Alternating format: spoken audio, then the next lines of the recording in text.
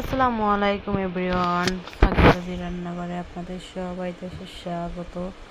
তো যাই হোক, বেশি কথা বাড়াই লাভ নাই। তো আমি ডিম সেদ্ধ দিয়ে লাইলাম, ডিমটা সেদ্ধ হয়ে গেছে। এখন ঠান্ডা পানি দিয়ে ডিমের খোসাটা ছাড়াই নেবো। আন্ডার খোসাটা ছাড়াইয়া আন্ডাটা আমি মানে গরম আছে, যতই ঠান্ডা পানি দিয়ে একটু গরম আছে তো ছাড়াই নিলাম। এখন ওই যে কড়াইতে আমি তেল দিয়ে দিলাম, আর হলুদ দিয়ে দিলাম, একটু নুন দিয়ে দিলাম। তারপরে এই যে ডিমটা আমি ভাজতে দিলাম। ডিমটা একটু পোড়া পোড়া করে ভাজবো, মানে উপরে যেন লালচে একটা কালার আসে। তো গাইস এবং বন্ধুরা, আপনারা দেখেন আমার রান্নাটা ভাজা হয়ে গেছে। তো ভাজার পরে আমি এটার ভিতরে এখন সমস্ত মানে মশলা কাটা যেগুলো আছে ওগুলো দিয়ে দিলাম। পেঁয়াজ, কাঁচামরিচ সব কিছু দিয়ে দিলাম, একটু তেল দিয়ে দিলাম।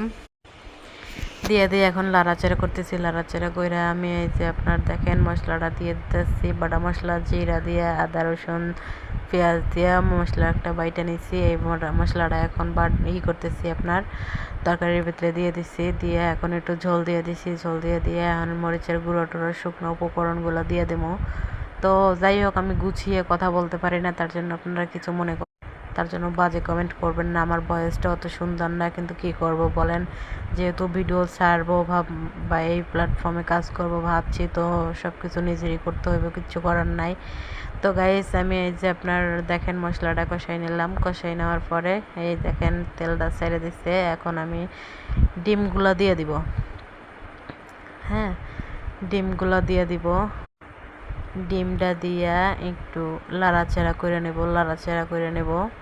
লাড়াচাড়া করা হয়ে গেলে তারপরে দেখা যাইব আপনার এটার ভিতরে একটু ঝোল দিয়ে দেবো। বলতে ঝোল বলেন, আমরা বরিশালের ভাষায় মৌ বলি।